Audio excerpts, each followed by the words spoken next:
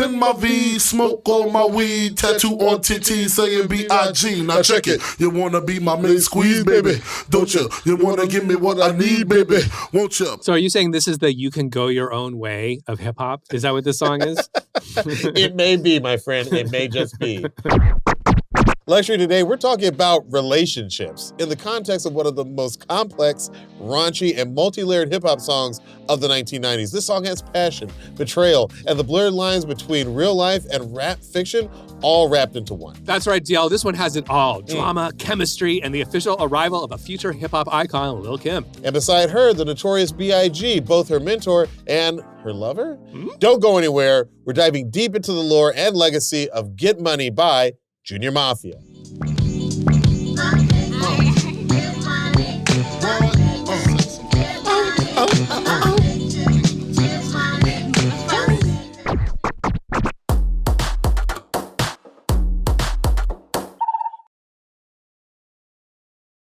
I'm actor, writer, director, and sometimes DJ Diallo Riddle. And I'm producer, DJ, songwriter, and musicologist LUXXURY, aka the guy who whispers, interpolation.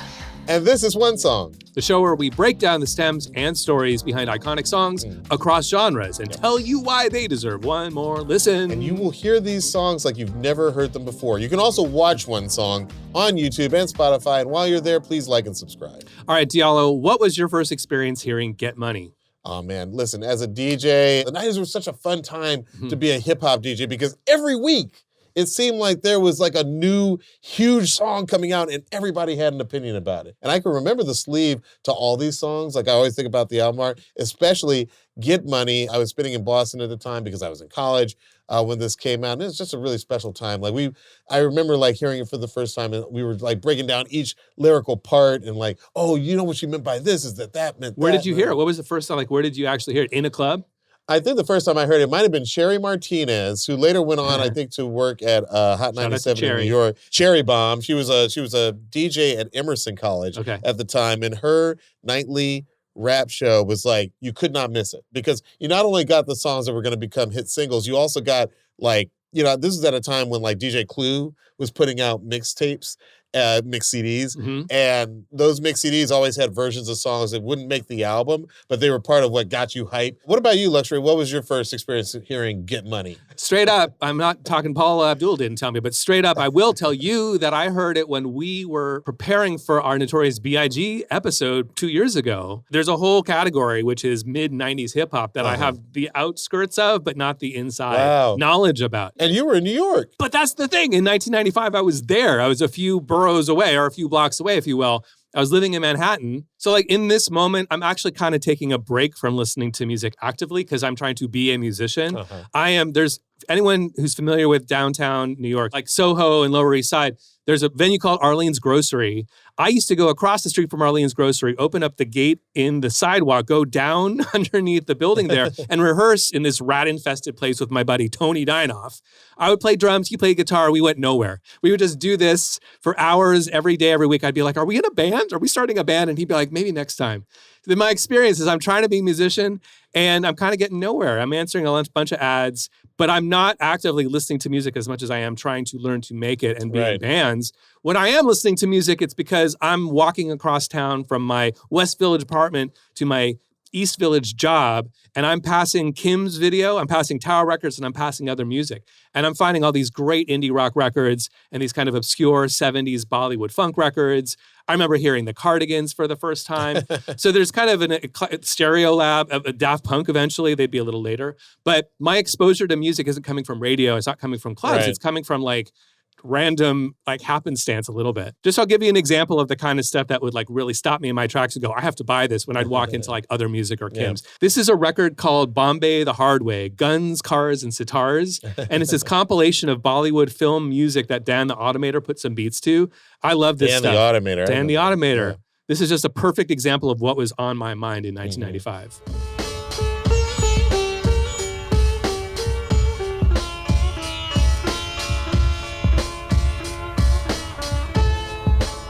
This is my jam. This is absolutely 100% what I was doing in 1995. Stuff like that. It makes a lot of sense. You know, I think there's a difference in sometimes that doesn't really get expressed. I don't even know if I've heard anybody express it, but there's like a difference between like listening to hip hop in a social way and listening to the genre of hip hop. Right. And I know that like my collection of friends at the time, if you will, my social circle, we were all young Black kids who were all like, we wanted to be a part of that thing that was hip hop. So yes, we were getting a lot of this stuff from the radio, but we were also getting it from clubs. Right. I've said on the show before, the first time I was in a dark New York club and I heard Come Clean by J. Rue the Damager.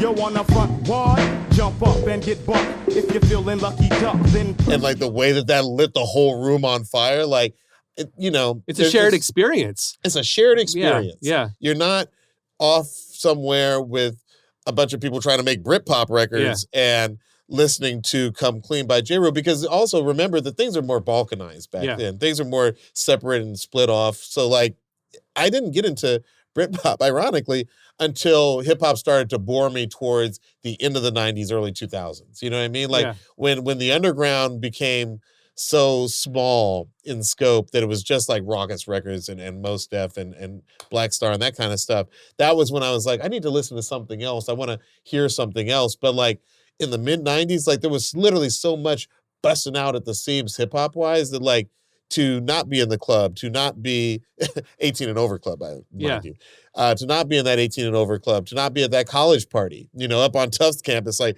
oh man, we're going to go to Tufts and they're going to play, that Junior M.A.F.I.A song. I can't wait till I hear that Junior M.A.F.I.A song through the loudspeakers. Like, it's truly to be a part of a scene. It's really, I love what you're saying and connecting it to the social aspect and to the actual being out in the world aspect. In the 90s, your social music sphere was different than it might be now when you have more access to that information. Yeah, I think you're hitting it on the head. And there's one other aspect that's sort of hidden underneath the social aspect is that I am in peak sort of like, let's go out and try and meet some girls kind of thing. Also that. And listen, how could we both leave that out? That's driving everything we do in this moment. This was the genius of this period on the East Coast is that, up until that point, like hip hop was such a male-dominated, male-heavy thing that like it was frequently understood that like if you wanted to dance to like hip hop, like Mobb Deep, Nas, all that kind of stuff. There's not gonna be girls around. The girls are gonna be there, but like it's really like a bunch of dudes doing this the whole time. It's like going to a DRI concert and expecting to meet chicks like in the mosh pit. It's just not gonna happen.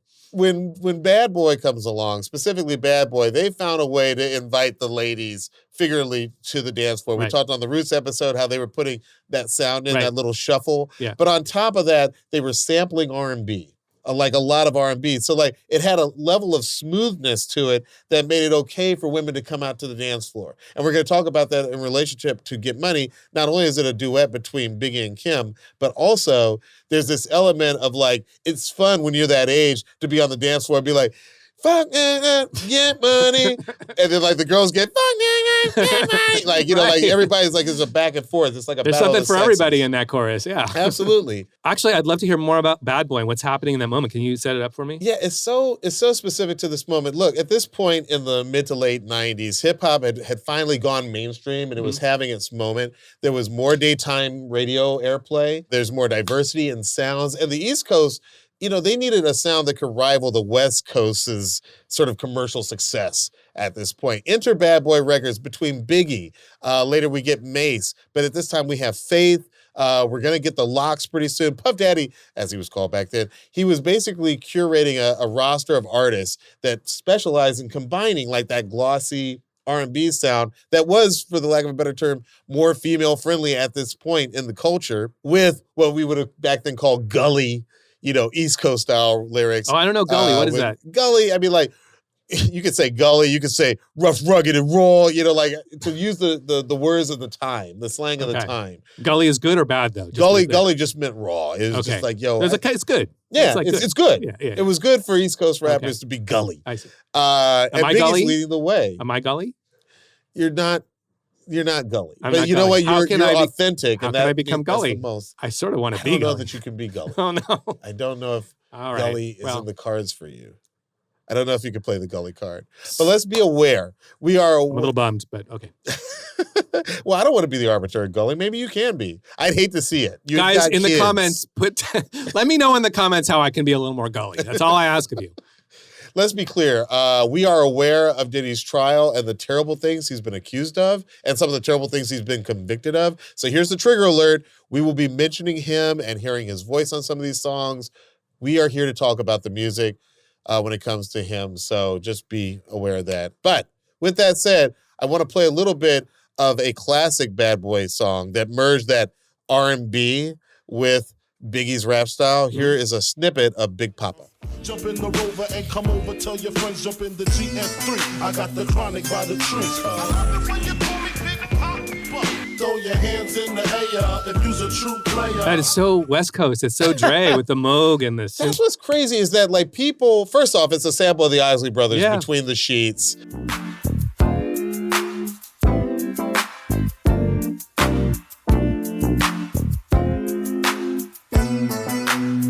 Which had just been sampled, like, I think 2 years earlier by A Tribe Called Quest for the Bonita Applebum remix. Okay.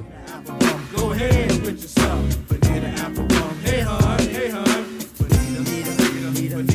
Come on. There was talk at the time that Puffy was a beat shark in the sense that, like, he would take songs that other people had sampled and he would give it his own, like, flair. But, like, he has Biggie rapping on it, and Biggie is such a superstar. So even if they're taking beats that have been already used by EPMD, is like a place where a lot of people went, you know, they're like, oh man, they flipped that sample. Maybe we can flip that sample again 2 years later. Like, you know, there were a couple of artists who sort of got rated for their sampling. That's so interesting because this is an era, because we're about 10 years into hip hop now. Yeah. So what in the first generation might have been sampling, 10 years into hip hop sampling. The first generation of samples might be like kind of like the lyrics you are not wishing to bite somebody else's. There's an effort made to try and be original. The second time around, there's a referential layer that starts to happen. You start to be referring to the old school in some ways. Absolutely. It's funny you bring that up because it's 1995 and Slick Rick famously has a children's story. Once upon a time not long ago, when people wore pajamas and lived life slow, where laws were stern and justice stood, and people were behaving like they ought to good. And then in 1995, Montel Jordan basically takes that sample. This is how he does it. And uses it, and this is how we do it. That's right. And he's like, bring the old school back. Flip the crack, bring the old school back. This is how we do it. This is how we do it. All hands are in the air. At that time, the old school is only like 6 or 7 years, but that means a lot to a teenager. So that 6 or 7 years it's a new generation, is a long time. Which connects us to our Olivia Rodrigo episode. It's like there's always a new generation of teenagers for which it is new. But that's so interesting to think that in this moment there's a shift. Although you're a little bit saying a different thing, I understand. But there is a little bit of a shift from we can't use that because it's already been done to who used it and how long ago was it, and is it maybe a reference? Absolutely. Just to say one more thing about Big Papa, this was one of the first songs that they were playing during the daytime. And I think it was because black radio was so comfortable with the Isley Brothers in general that when Biggie starts rapping over the Isley Brothers, they're like, oh yeah, we can. Those older radio programmers are like, oh yeah, that's like, that's kind of Quiet Storm. That kind of reminds me of WKRP. If you sample a Quiet Storm song like Stay With Me by DeBarge,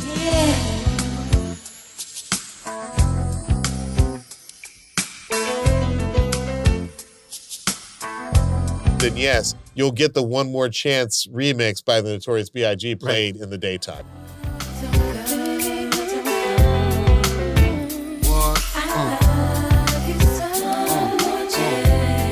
All right, so what do you think made Biggie want to start a second, like a side project, Junior M.A.F.I.A, when he already had success as a solo artist? This happens in music sometimes. We kind of saw this with Prince and Vanity 6. We saw this. That's a little different, though, because he's not on those records in the same way. Well, he is on those records, but I see the backing vocals. Not featured. His you name can hear isn't him. on Oh, there. you can absolutely hear him on the Love Bizarre. He's hugely You know what? It's a little bit like Damon Albarn and from Blur doing Gorillaz. Oh, that's a good analogy. I like that. I think that he was coming off of the strength of his debut album, Ready to Die. Absolute smash album. Anybody in college had that CD in their dorm room. And he decided to start Junior Mafia. Let's talk about it. So Junior Mafia stands for Masters at Finding Intelligent Attitudes. I was today years old when I found this out.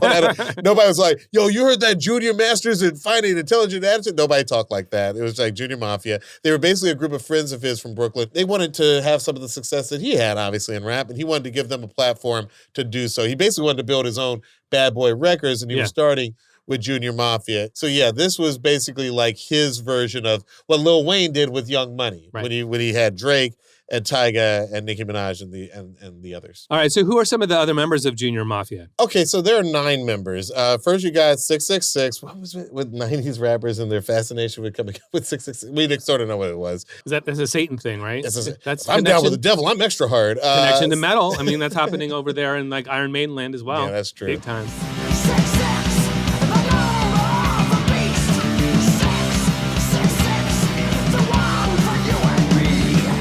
Got the Sixes, aka 666, which is Bugsy, Lil Caesar, Capone, Chico, and Nino Brown, which is a reference to New Jack City. And they were basically guys from Big's neighborhood crew growing up. They were known more for their punchline-driven approach to rap. There's also this group called the Snakes, which are the duo of Trife and Larceny. They were more street-oriented, like they almost presaged the LUXXURY in their delivery. MC Klepto is actually interesting because of all of them, Klepto, as it's been said, is the one who sort of came up with this Versace flow, like this, everything was like Dior and Dolce & Gabbana and all this kind of stuff. Is Versace flow about the lyrical content or the rhythm? It's about the lyrical content and a little bit about the rhythm. Like anytime you hear like, Beretta and Amaretta, like that sort of was apparently the style that Klepto was using that Big then adopted, because Big doesn't do a ton of that on Ready to Die.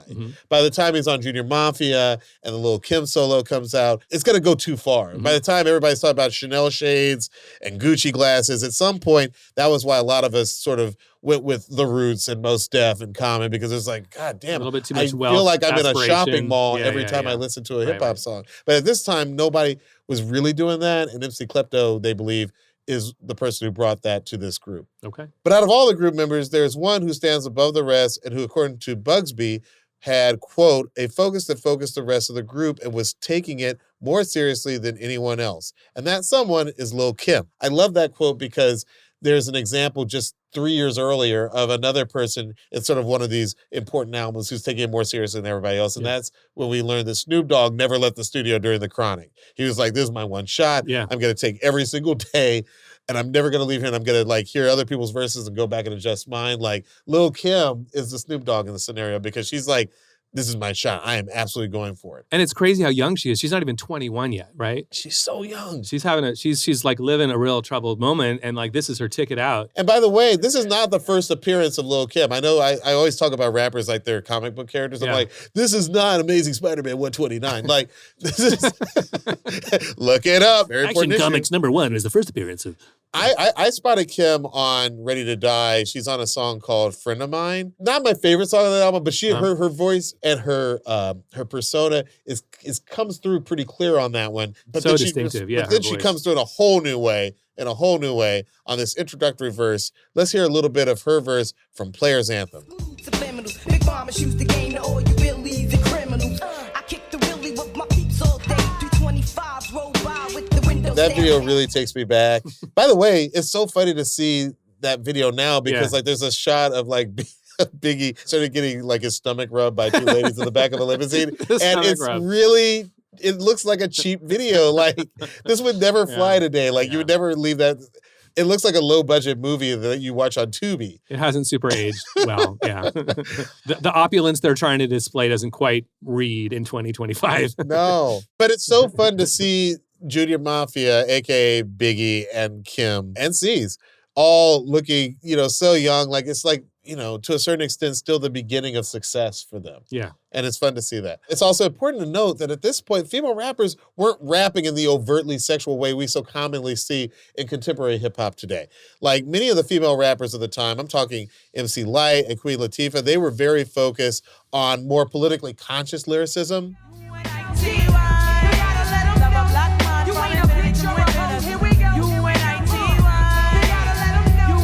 That was UNITY by Queen Latifah. And then there's also artists like Boss and Mia X who were focused almost strictly on like, basically you'd have to call it like gangster street rhymes. Right. Came to us, I run abroad on unemployed. Cause who the hell cares that I got gray hairs and can't sleep?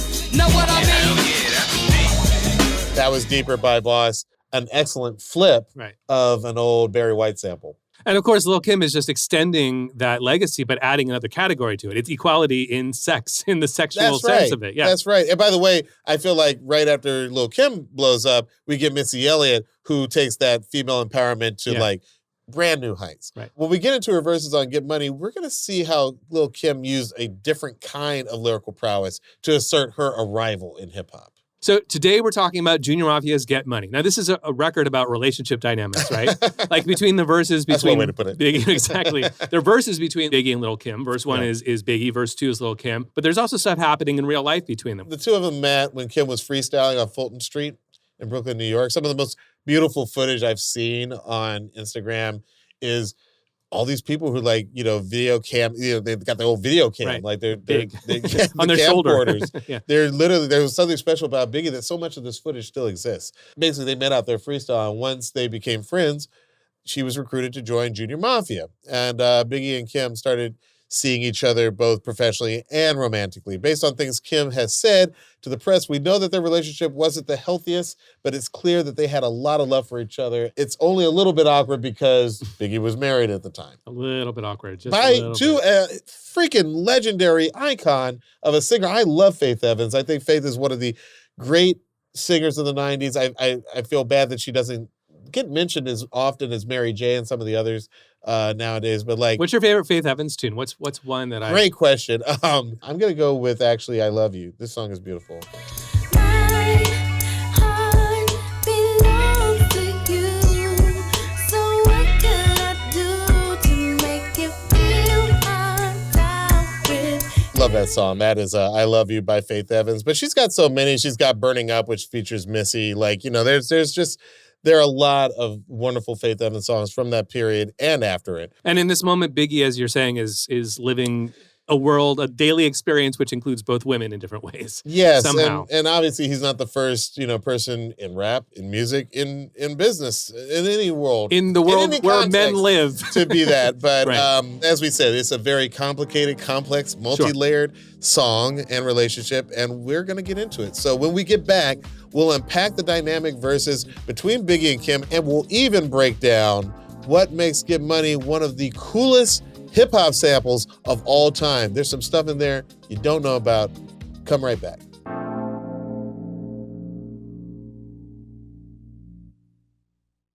My man, you look freshly tan. How was your summer? Tan?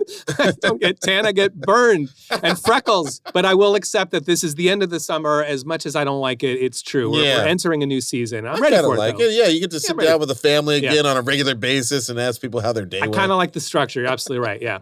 Well, listen, as summer winds down, get back into a routine that you love with Wayfair. From bedding and linens to storage solutions for every room in the house, Wayfair is your one-stop shop. Refresh your workspace with desks, bookcases, and office chairs for way less.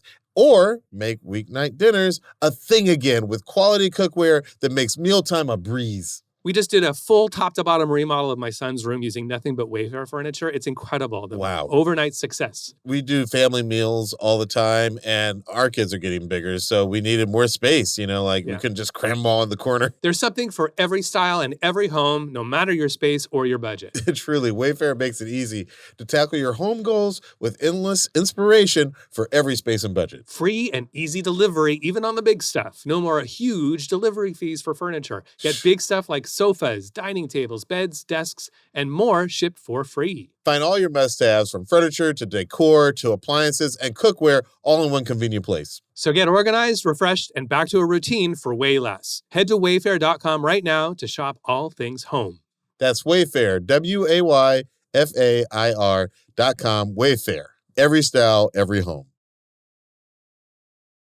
Welcome back to One Song. All right, let's get into the stems. And since this is hip-hop, I think we're going to start with a sample. That's right. Let's talk about one of the unsung heroes, which is the producer. That's Easy Elpee. Oh, damn. Okay. That's Lamont Porter, and he goes by Easy Elpee. He produced this beat, and it was his first beat. At least his first beat to get placed. It's a great story he tells. So his origin story is that he's actually the driver for Lord Finesse. Yo, he was Lord Finesse's driver? Yes. I did not know that. Yeah. That's kind of dope. Yo, Lord Finesse, the Digging of the Crates crew, aka DITC, this is the style of underground New York rap that I absolutely loved during this period. Oh, me too. Absolutely. Some of my favorite producers, some of my favorit tracks, like DITC killed it every time. Yeah. And what's funny is that he was the driver because he was the only guy who had a car. so out of the DITC Didn't crew. we do another episode where somebody just had access to something? Hey, it's valuable. You're in the crew. I think it was Tears for Fears. It was like, yeah. Ian Stanley, I think, had the synthesizers and the drum machines and the studio. So he was in the group. He's in the group now. That's crazy because, I mean, at DITC, it would be great if this show allowed us to do like a deep dive on DITC. There's so many hip hop luminaries and just amazingly talented dudes in that crew out of the 90s. You're talking, it includes everybody from AG, from Showbiz and AG, Big L, Buck Wild, Diamond D, Lord Finesse, OC, I think, is in that crew. Fat Joe is in that crew at one point. Like, it's just some of like the best crate digging crew. That's what DIT stands for, digging in the crates. Right. They would find like the best, dustiest, dirtiest sample. This is all the stuff that later on I'm like, damn it, I missed this at the time, but this was my jam. This was my shit at the time too. This is the stuff I love. Let's play a little bit of DITC. This is a song called Day One. Just get me. The mad magician with the ill deposition. No repetition. Holding down Bronx traditions. My composition simply squash the competition. Just get me a hard loop with some vibes in it like that and put a hard beat on top. And that's for days. That's a deep cut. I love that. That's a deep cut. We could have played a lot more, but that's one of my favorite from that crew. But as you were saying, we were talking about Easy LP. All right, so there's some funny stories here because like he's the driver, he's hanging out with these are his friends, right? Just because osmosis it's around him, he starts to learn about samplers and eventually gets enough money to buy his first SP1200 sampler. And he starts making beats with Buck Wild. The first series of beats, he tells these great stories about how like he was getting rejected left and right. Nobody wanted his beats. So Big L, he made a whole bunch of beats for Big L. He's like, I don't like anything you've done. He's like, these are terrible. You've made trash beats, go away. So he's just getting like trashed by his crew. So he gets depressed, he says, in the telling. And he's like, kind of like, he's making beats, but he doesn't have a lot of optimism that they're going anywhere. So he talks about how he's friends with Big, Finesse, Buck Wild, and the four of them would just be on the phone talking for hours. So Big says on one of their 4-hour phone calls one day, he's like, bring me some beats tomorrow. So they all go around the studio. It's Big, Finesse, and Buck Wild, along with Easy LP. Easy LP tells the story how everyone went around and played Big their beats. And when it finally got around to Easy, he went last. Biggie picked his, and he was totally surprised. He did not see that coming, that like going from rejected everywhere else to getting Big to say, that's the one. So they go into the studio with the beat that we're about to play for you, with the loop that we're about to play for you. It's his first ever placement, and it's with B.I.G. I'm so excited. Please play us a little bit of the beat that he played for Biggie. So here's the thing. We don't have the final beat that he played because in the telling of the story, the original beat had the loop I'm about to play you and something else. But let's play the loop and then we'll talk about it. Okay. So here's the actual loop that you hear on Junior M.A.F.I.A. Get Money. It's a 2-bar loop. I'll tell you the source in just a second. And it sounds like this.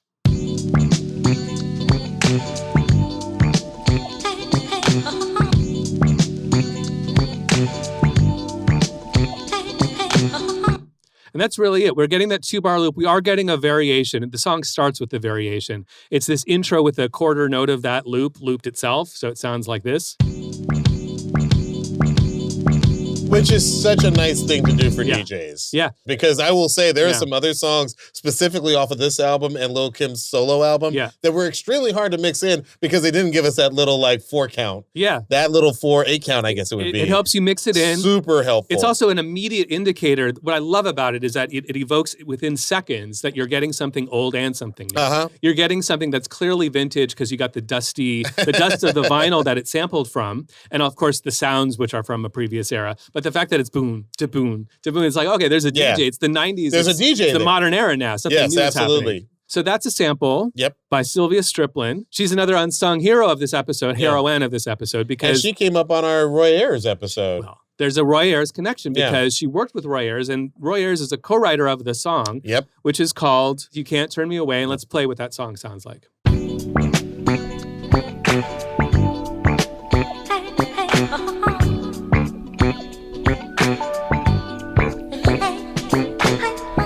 Then we go minor. Woo!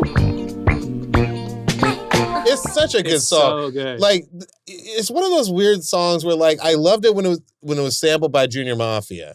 But then when I went back and I heard the original, and like you said, like, I guess it's about 4 measures in, the drums drop out. That's the first indicator if you're, like, dancing this. You're like, oh, this isn't the Junior M.A.F.I.A. version. Not the original. And then when it goes minor.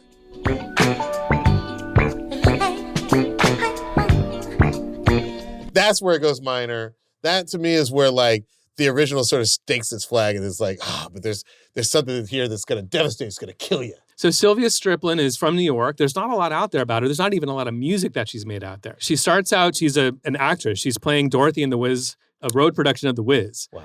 So she's singing and she's traveling around, and this is the early 70s. At some point, she gets connected with the Roy Ayers collective of musicians. Mm-hmm. He co-produces and helps co-write her one album that I could find that's even on Discogs. I think she just had a single LP release. It's called Give Me Your Love. The first single is a great tune, which I've been playing.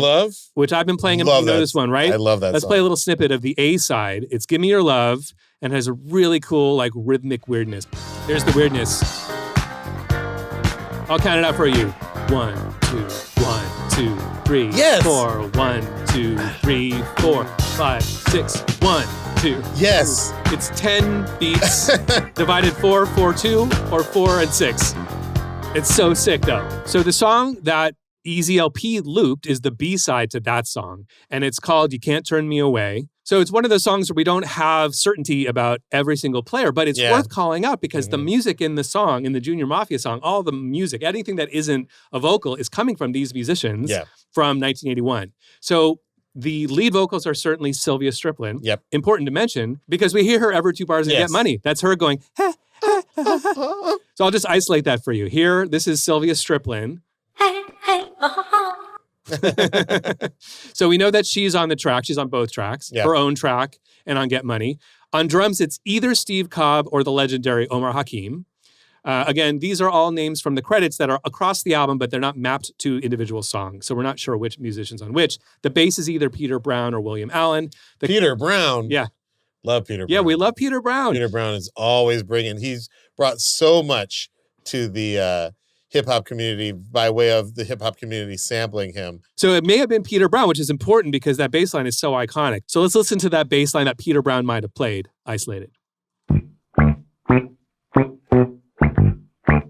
So wet.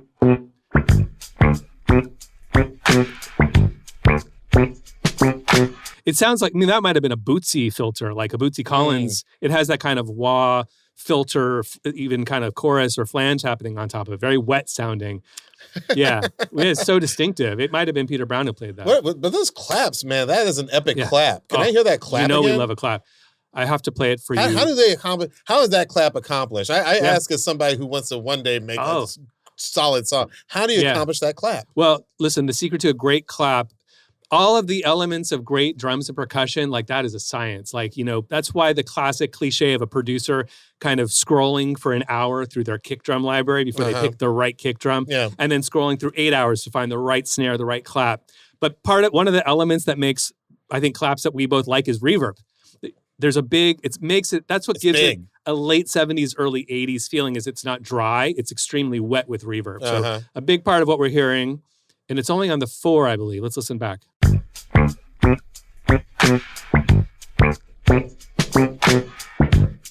I want you to be like, it was Sam the Hands, Sam the Hands McManus. He got hired for every session. He had the biggest hands of anybody who ever stepped into a studio. He had such big hands, and every time he clapped, it just, glass shattered. I wish I could have given you that answer. It would have been much better. No, I know. I think there's like one man who was walking around New York with big hands, and he was on everybody's track. The Clavinet is definitely by James Bedford, who's one of the co-writers of the Sylvia Striplin song. Okay. And one last question mark, which is there's an electric piano credit that only goes to Mudbone. Wow. It turns out to be extremely ungoogleable. Wow. Yeah, of course, because all you're going to get is Richard Pryor jokes. I was just going to say, the only thing is it possibly someone making a reference to that Richard Pryor joke? Now, I know that boy.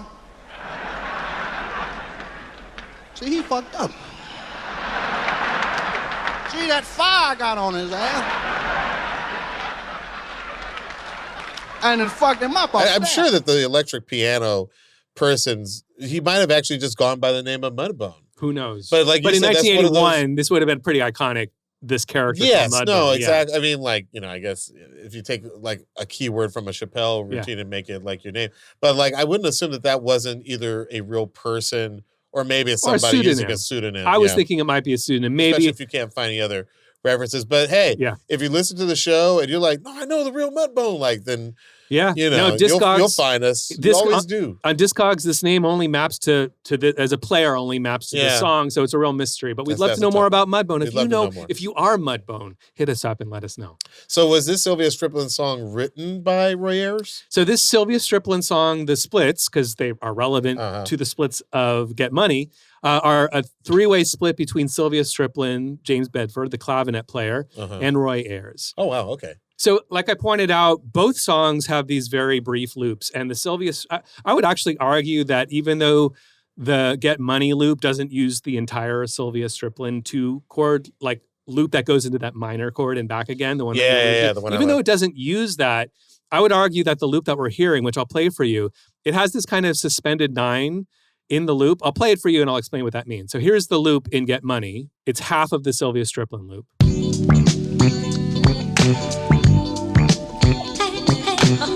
Listen to this note here. That's significant because even though we have quote unquote just that one chord, the change in that Rhodes in the background where it's like the suspended 9 da da is significant. You hear it. We hear it significantly. And this is a moment that I kind of want to give props. Also, I think if they left in the minor chord, I feel like it would have made the song like almost comically like introspective. On those parts of the verse. It is like so that's like a in great hip hop, like description. especially like this is essentially a party song. Yeah. You want to be able to like keep the party going, but like if it goes minor, then it's like grab on a bitch 6 feet. You start being like, wow, why? That's a great why does her height observation. matter in terms of like does that make sense? That's such a great observation. Like let's try it out. Let's see what it would have sounded like. This has never been heard before. This is if Easy LP had left the Sylvia Striplin part untouched with the Junior Mafia vocals. Let's go. Let's listen. Niggas, better grab a seat. Grab on your dick as this bitch get deep. Deeper than the pussy of a bitch 6 feet. Stiff dicks. And here comes the minor. Young bitch from the street, guaranteed to stay there.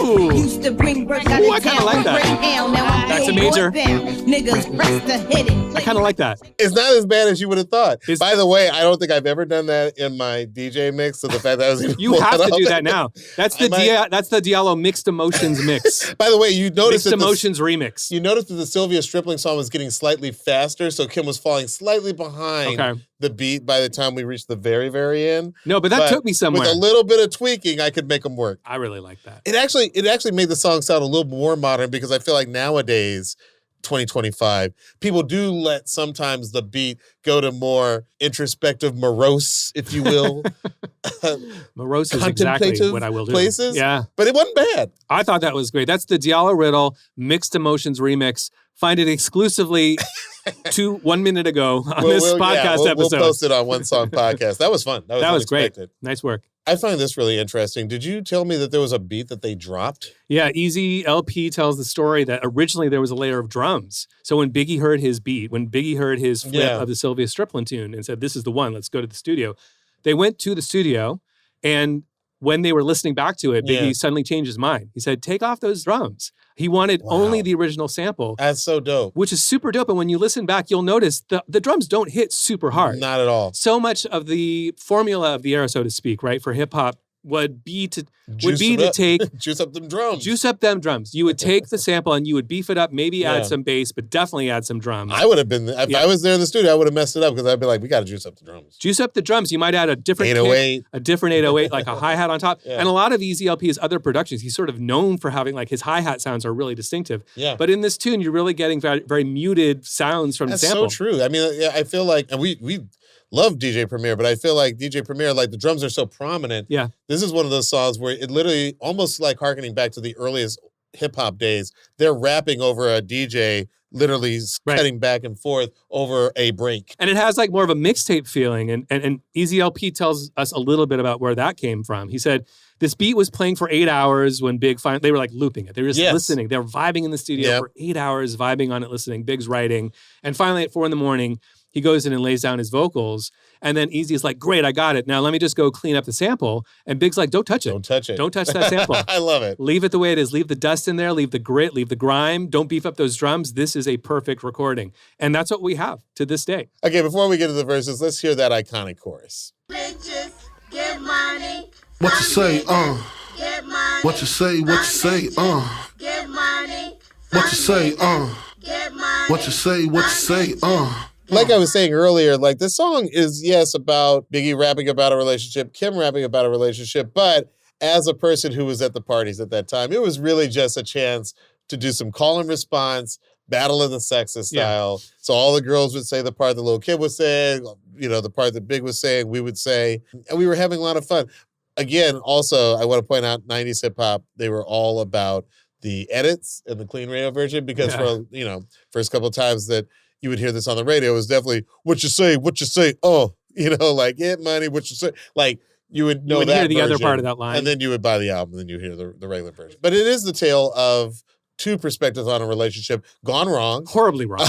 Now, this isn't necessarily about Kim and Big's relationship, but it has been well documented that they had a tumultuous relationship, very passionate, and we shouldn't sugarcoat it, at times violent.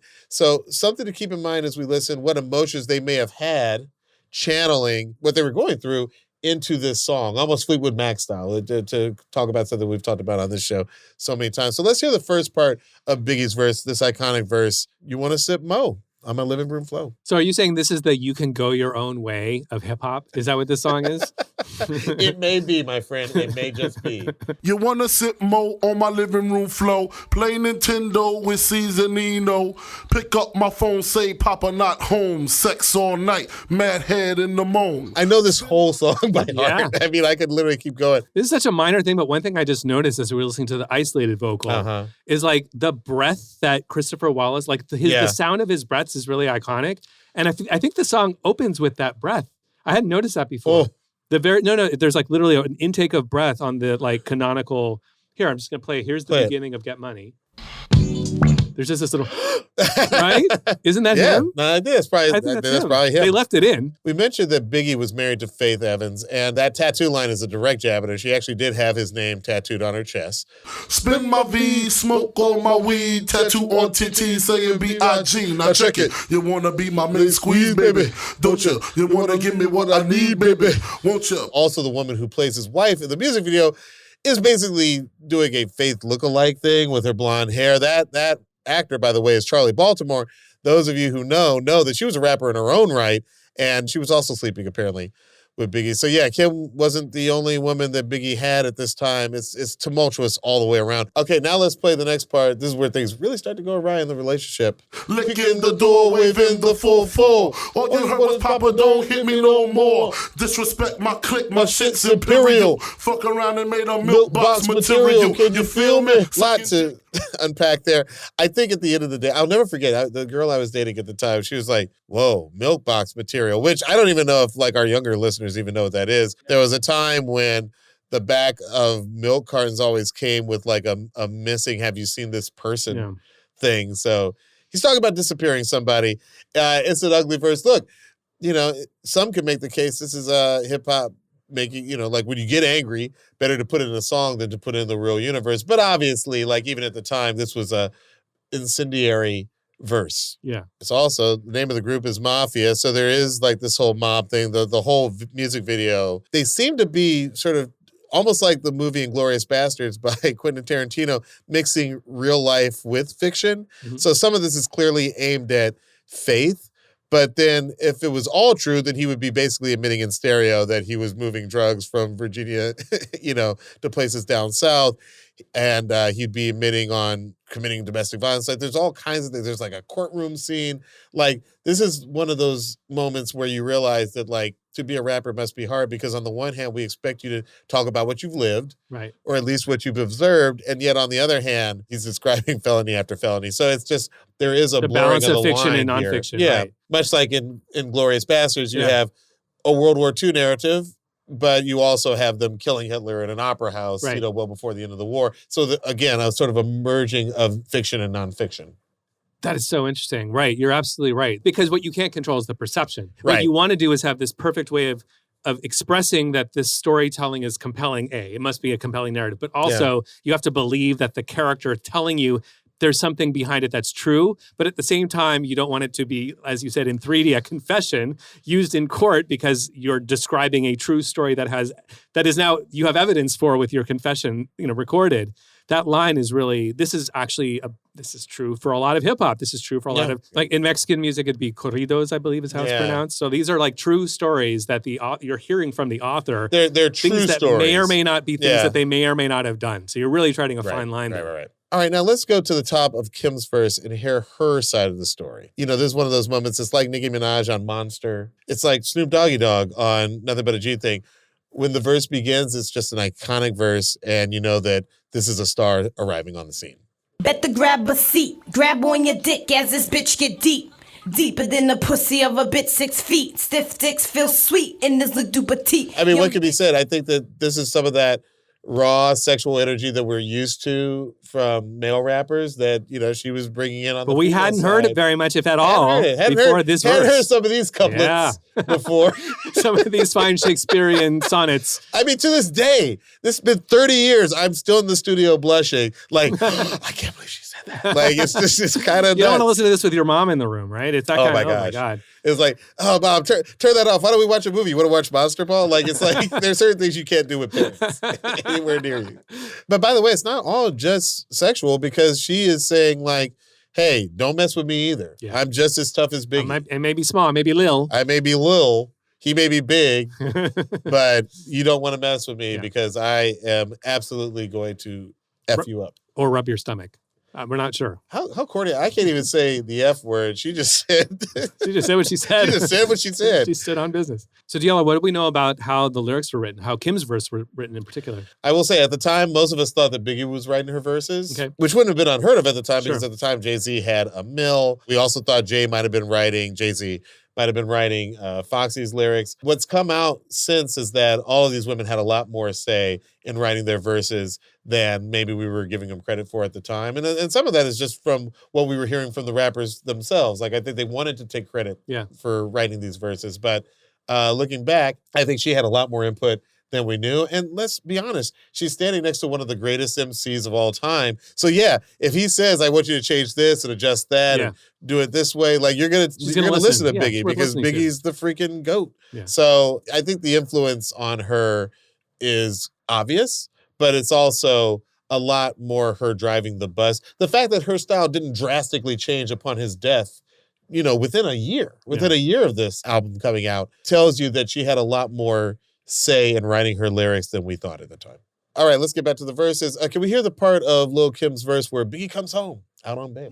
Pull out your 9 while I cock on mine and what, nigga? I ain't got time for this, so what, nigga? I'm not trying to hear that shit. Now you wanna buy me diamonds and Armani suits, Age of Venedini and Chanel 9 boots, things to make up for all the games and the lies. Hallmark cards saying I apologize. So much to unpack there, but I think what you can say is this. Even though one would argue that Faith is the wife and Kim is the side piece, to use a word from the time, she's mad that he's got other side pieces, she's like, to make up for all the games and the lies, Hallmark cards saying I apologize. But she's also staking out her power, right? She says like, hey, you pull out a 9, I'm going to cock on mine because I got one too. Mm-hmm. I ain't got time for this. That's such a great line, It's such a great line. It's one of my favorite Lil Kim lines. It definitely establishes this is not a little person you can mess with.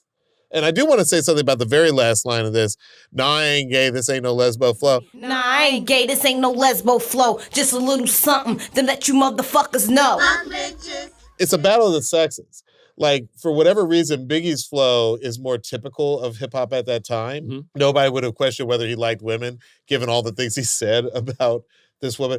For whatever reason, her verse, because she's hitting back just as hard, right. She felt the need to say, no, I'm not a man-hater. Right. Which is her way, which is her ham-fisted way of saying, like, no, I ain't gay, this ain't no lesbo flow. Right. But how interesting in that era of, quote, no homo, that she felt like, I have to say this so that people don't think that I hate all men. Like, she put an apology in there where Biggie was never expected of him. That's a really great point. It's so interesting. You're right, because she is one of the first voices to be of this First one emotional state. Yeah. It enables the next generation to kind of build on that. But she didn't have one before her. So people are like, what does this mean about you? She had to sort of counteract the potential narrative that having a strong female voice somehow made her gay. Right. Like all of a sudden she couldn't be into men. Putting aside whatever that being a negative aspersion, just like she has to assert that, no, this strength doesn't come from something else that has something with being anti-men, to your point. So LUXXURY, now that we heard the song, how do the splits shake out?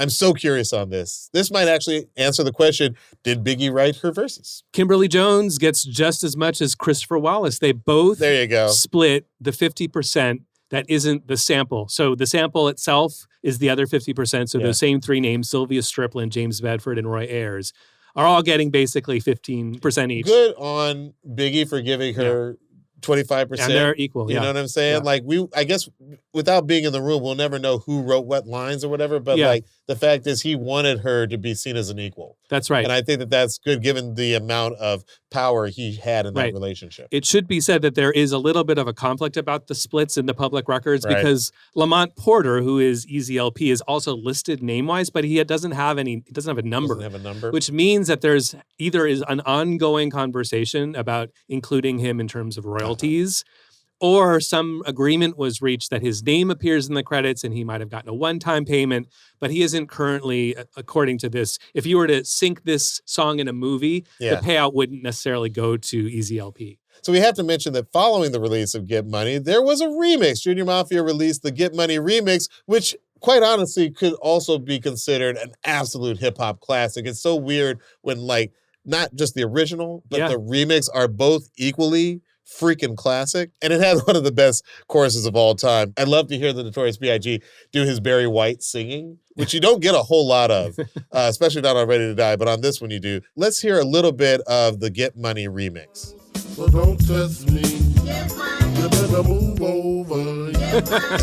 It's so cute. They had actually sampled a song, I think a lot of you probably know it, Dennis Edwards' Don't Look Any Further. With Sita Garrett. Classic song.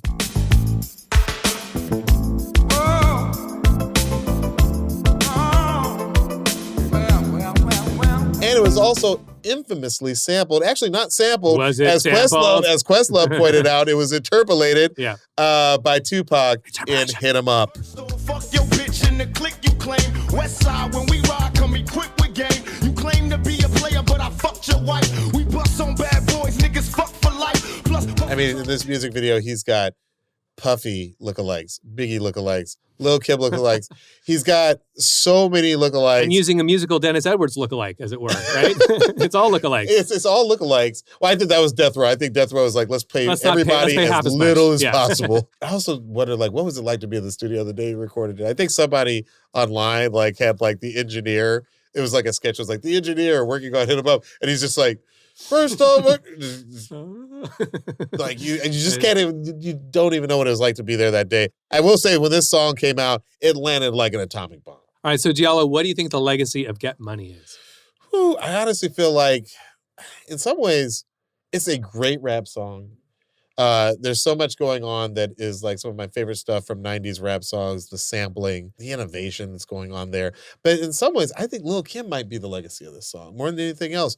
This track was instrumental in teeing her up for a wildly successful career. Just later that year, she didn't even wait a year. Later that year, she released her solo album, Hardcore, which from a production point of view, purely production point of view, I think is a masterclass in sampling. It debuted at number 11 on the U.S.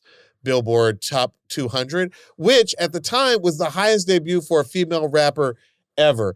I could play so many songs off this album. In fact, in preparing this episode, I was listening to a lot of them. A lot of them still get me going.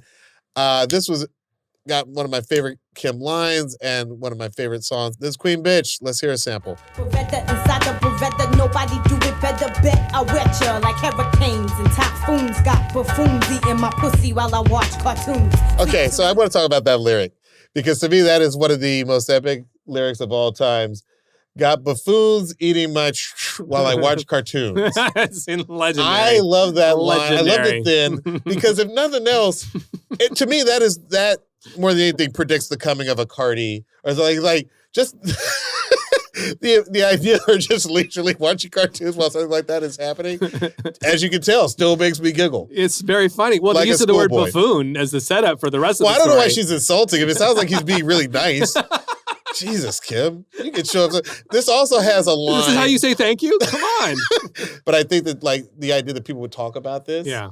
It was It was we were not in the common Wild West. discourse. We You're were in right. the Wild You're West. right. So I It's think that new an era. honest conversation about the male and female dynamic, about sex, about a lot of these things. Lil Kim was the tiny foot that kicked open that door, and we've never. I Kick think in the door. she kicked in the door, Mm-hmm. and we wanted more. I think we really have to credit Lil Kim with being the blueprint for so many female rappers of today. She was part of a brand new wave of female rappers. I know that we had like Moni Love and MC Lyte and Salt Queen and Pepper. Latifah and Mhm. Salt and Pepper, but like she was part of this like mid to late 90s wave that they absolutely paved a path. Foxy Brown, Missy Elliott, Eve, and then later on you get Trina and Kaya and all the way up to Nicki Minaj and City Girls, Cardi, Megan Thee Stallion. They all benefit from Kim's groundwork, and it starts here. What about you, Lux? What do you think? Well, I think even though personally it may have been belated for me to like learn about Lil Kim and like know her music in the same way, like I absolutely, as a fan like of Missy Elliott, benefited from her groundwork that you've just wonderfully described being laid. So it's hard for me to imagine a world without Lil Kim, even if I only started to pick up on her legacy like a little bit later. Like it's now so obvious in retrospect that it would not be the same. Rap would not be the same. The world would not be the same without Lil Kim and without her verses that we just heard on Get Money. Okay, Luxury, it's time for one more song. This is a segment where we share a deep cut or a hidden gem with you, the One Song Nation, and with each other. Luxury, you go first. Listen, I just discovered this tune on TikTok the other day, and I have to say I was really taken, especially with, I hadn't heard a voice that sounded like this before. This song is called Joni Mitchell. It's by Eagle Noise, and it's really freaking good. Impacts come and dash me embracing. Moments aren't built to last. I've been such a good boy lately. I've been letting all the slow ones pass. I don't think these tires. I just love how like clean and smooth. I was like taken in immediately. There's just some voices that you hear. Have you heard this before? Do you know this? I don't know this. Yeah. Well, big reveal. This is Casey's band. Our producer, Casey, is singing that song. And when I heard it, I was like, that is who? What? It's really great, Casey. This is a great tune. This is Eagle Noise by our video producer, Casey Simonson. And it's great. Check it out. Eagle Noise. It's on Spotify. And the song is Joni Mitchell. Get back to work, Casey. What are you doing in your spare time? That's fantastic. I'm blown away. I think we're all a little bit, those of us who had not heard the band are in shock. So congratulations, dude. That's Shock's a good word for it. I was like, I never heard it. I was like, Jesus, this is great. Diallo, what is your one? One more song. My artist does not work in the room. For today's song, I'm going to choose Channel Trey, and the song is Skate Depot. Don't be asking questions. 6 feet, but I ain't distant. Hopping off the porch. I was recently talking to somebody who did not already know the music of Channel Trey, and I was like, you know what? I don't think I've ever done a Channel Trey song as my one more song. Yeah. So if you don't know, go to Spotify. If you're a fan of, I'd say anything from Disclosure to K Tronada, you will enjoy yourself. And since you brought up claps earlier, I was listening to that clap thinking about your love for claps. That clap is extremely dry, so that's the contrast. That's why it sounds like now. Yeah. That sounds modern because it doesn't have a big reverb behind it like we heard in the other song. Let's bring back the reverb, nerds. Reverb is the word. As always, if you have an idea for one more song, you can find us on Instagram and TikTok. You can find me on Instagram at Diallo, that's right, at Diallo, and on TikTok at Diallo Riddle. And you can find me on Instagram at LUXXURY and on TikTok at LuxuryXX. And you can follow our podcast at One Song Podcast on Instagram and TikTok for exclusive content. You can also watch full episodes of One Song on YouTube and Spotify. Just search for One Song Podcast. We'd love it if you'd like and subscribe. Also, be sure to check out the One Song Spotify playlist for all the songs we discuss in our episodes. You can find the link in our episode description. And if you made it this far, we think that means you like the podcast. So please don't forget to give us 5 stars, leave a review, and share it with someone who you think would like the show. It really helps us keep it going. Baby. All right, Luxury, help me in this thing. I'm producer, DJ, songwriter, and musicologist Luxury. And I'm actor, writer, director, and sometimes DJ, Diallo Riddle. And this is One Song. We will see you next time. This episode was produced by Melissa Dueñez. Our video editor is Casey Simonson. Our associate producer is Jeremy Binbo. Mixing by Michael Hardman and engineering by Eric Hicks. Production supervision by Razak Boykin. Additional production support from Z Taylor. The show is executive produced by Kevin Hart, Mike Stein, Brian Smiley, Eric Eddings, Eric Weil, and Leslie Guam.